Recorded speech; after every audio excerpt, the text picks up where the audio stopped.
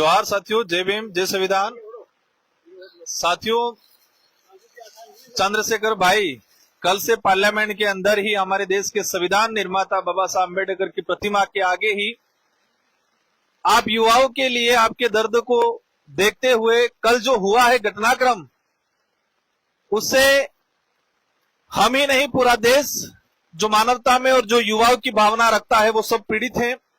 आप लोगों के लिए कल से चंद्रशेखर भाई धरने पे बैठे हुए हैं और इनके समर्थन में ही आज हम लोग बैठे हैं इनके साथ में।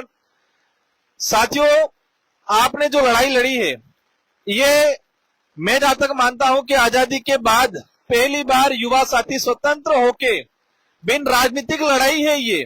और वो लड़ाई, आपकी जो पीड़ा है, आपके साथ जो अन्याय हो रहा है, पेपर लीक की घटना है, मैं सरकार से कहना चाह रहा हूं, सरकार इतनी हठधर्मिता क्यों रख रही है? पेपर लीक प्रकरण हुआ है, 22 लड़कों ने आत्महत्या की है, लेकिन यहाँ के केंद्रीय शिक्षा मंत्री इस्तीफा देने को तैयार नहीं है। इतनी हठधर्मिता क्यों है?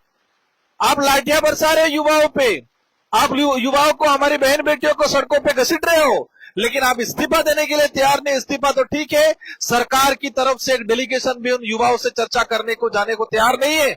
इससे बड़ा दुर्भाग्य और कोई नहीं हो सकता है। ये वर्तमान सरकार का हठधर्मिता, उनकी तानाशाही का परिचय है। हम लोग, हमारे साथ जी, साथ ही हमारे सीनियर साथी यादव जी, हम सब लोग, और हम ही नहीं, आपसे इस पार्लियामेंट में किसी भी पार्टी जो वर्तमान में एनडीए के साथ है, इनके अलावा जो युवाओं की हित की बात करता है, वो सब आपके साथ में खड़े रहेंगे। मेरे को लेके कई साथी कह रहे थे राजकुमार जी अभी तक गए नहीं है। मैं एक्चुअली यूएन गया हुआ था, वहीं इंडिजिनस पीपल और ह्यूमन राइट्स को लेके आज ही सुबह पहुंचा हूं। और आपकी इस लड़ाई में हम सब लोग मिलके एकजुट होके लड़ाई लड़ेंगे। मेरा आप सभी से अनुरोध है कि सरकार चाहती है कि आप उग्र हो, सरकार चाहती है कि आप कुछ गलती करो।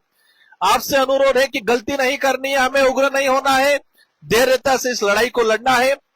हमारा एक ही मकसद है कि वर्तमान सरकार के शिक्षा मंत्री जी इस्तीफा दें।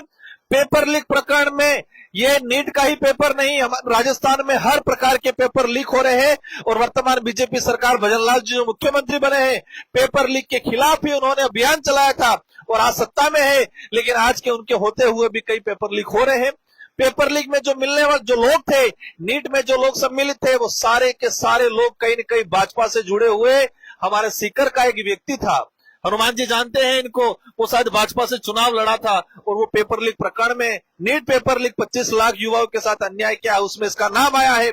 लेकिन भाजपा की तरफ से कोई स्टेटमेंट नहीं आ रहा है, कोई कार्रवाई नहीं हो रही है। लेकिन ये लोकतंत्र है, लोकतंत्र की ताकत हमको दिखानी है और ये तानाशाही राज भारत देश में नहीं चलेगा। इस देश का संविधान बाबा साहब अम्बेडकर जैसे लोगों ने दिया है और इसको हम संजोएंगे। संविधान ही हमारी ताकत है, इस ताकत के बलबूते हम आपकी लड़ाई लड़ेंगे। जोहार, जय संविधान, जय भारत, जय बिल प्रदेश।